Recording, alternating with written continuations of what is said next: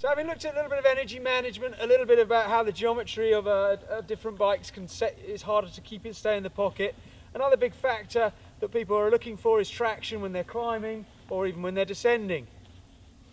We've addressed part of the traction issue by upgrading the tyres to a certain extent. Nice little cheap reasonable priced upgrade, which is going to help with the traction.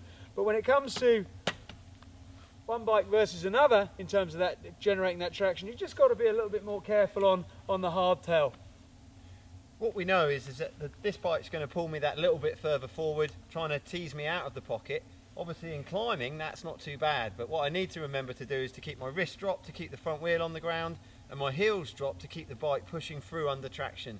If my toes drop and my weight comes too far forward, I'm going to lose that rear wheel and end up spinning, and that's where Richard has the advantage with the suspension, because it keeps good contact with the ground. The second area where the bike's going to more easily keep contact with the ground is when that back wheel lifts up over, in this instance, a root. As Ian's bike lifts up at the back wheel, the rigid frame means that the bike lifts slightly up, gets slightly light at the back. If he puts the power in then, there's no way that tyre, or any tyre, is going to grip that root with a lot of force going through it. So coming in, what I'm looking to do is to feel the tyre get up over the root and then put the power in. On the suspension bike, as Richard said, just gives me that little bit of leeway. If my timing's slightly out, the suspension will let me off. With the hardtail, if timing's out, I'm just going to lose that rear wheel traction, and obviously on a hill like this, it's very easy then to lose control of the bike and end up in reverse, and nobody likes going backwards on a bike. Now the good news is, if you're on a budget bike or an old school bike or even just any old hardtail of any level, is that the power that you put in is much more direct in terms of transferring to turning that wheel. There isn't any bob of the bike, any energy being lost. So if you are careful with the delivery of power and mindful of the trail below you, pushing into that bike all the time, you're probably going to climb more efficiently than you will on a full bouncer. The difference in efficiency comes when the back wheel of the hardtail starts to lose traction, and that's where we're going to lose energy. So the potential is for more power delivery, but we've just got to be a bit more careful about how we deliver that power.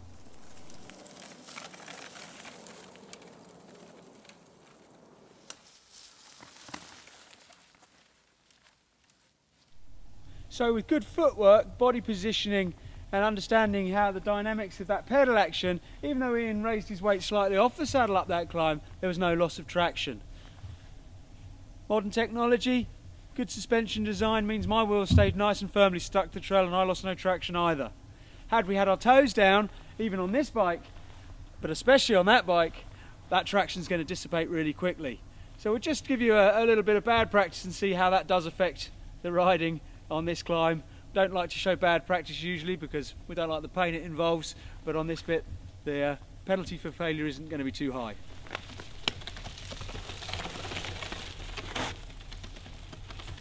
Yep. So this time Ian dropping his toes in bad practice, and that grip is all but gone. So as we look into this section here, lots more going on, lots more performance cues and lots more inputs. An expensive bike with good suspension, well tuned, is going to deal with a lot of those for me, or help me deal with those in a lot more efficiently. Added to that, the geometry of the bike is going to keep me in the right place on the bike to start with. So me getting pushed around is much less likely than if I'm riding a fairly bog standard hardtail, a bike with no rear suspension, and one that isn't going to be as helpful as I make my way down the trail. It's really easy for me on my bike, on the other hand, to be pushed around a lot, to be dealing with a lot of what we call the input cues, energy coming up from the trail that's trying to either stall the bike or pull the bike down, pushing me forward. So I'm working hard to keep my wrist and heels dropped, my weight back in the pocket, and that's where we looked at earlier with that slightly longer stem. It just means I've got to work that little bit harder to stay in the right place on the bike, riding this more technical trail.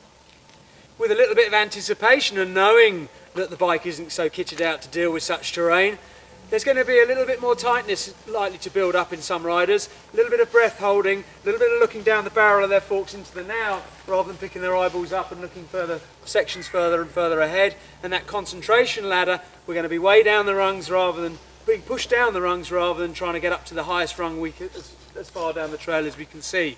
So just with the anticipation, remember to breathe, keep those limbs bending where they should, softening when they should, to allow the bike to rise and fall rather than getting bounced around too much.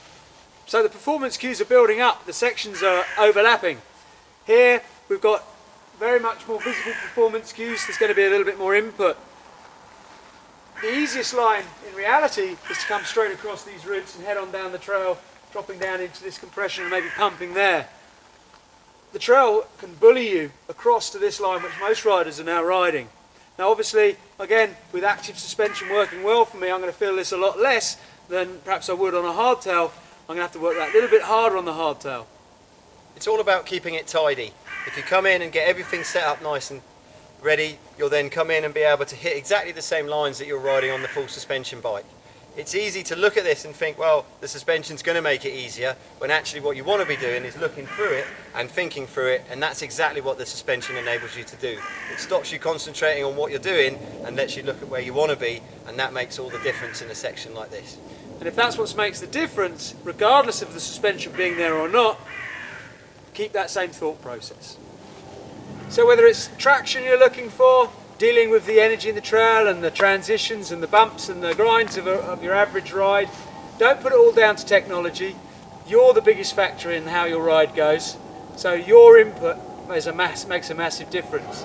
If you're lucky enough to ride a dream machine for most of the year, well, maybe you get your winter bike out, your pub bike out, take that out for a few spins. It'll soon magnify the areas of your technique which are slightly lacking and where you need to make that work. So as we've looked at today, with those small changes in setup, getting the right position on the bike and making everything work can make a really big difference to getting a lot closer on one of these to somebody on one of those. And that's really what we're looking at, is getting out on the trail, having a lot of fun, being able to ride the trails that everyone else is with that confidence and commitment that we're looking for, and getting out there and making the bike that we own do the trails that we want to do. Mountain biking is never going to be a level playing field on many levels, but you can level things off a little bit with some good technique. Get out there and practice over Christmas in the winter months when the inputs are a bit more direct, there's a bit less traction available, and come spring you'll be riding like a legend. In the meantime, have a great Christmas and we'll see you in the new year.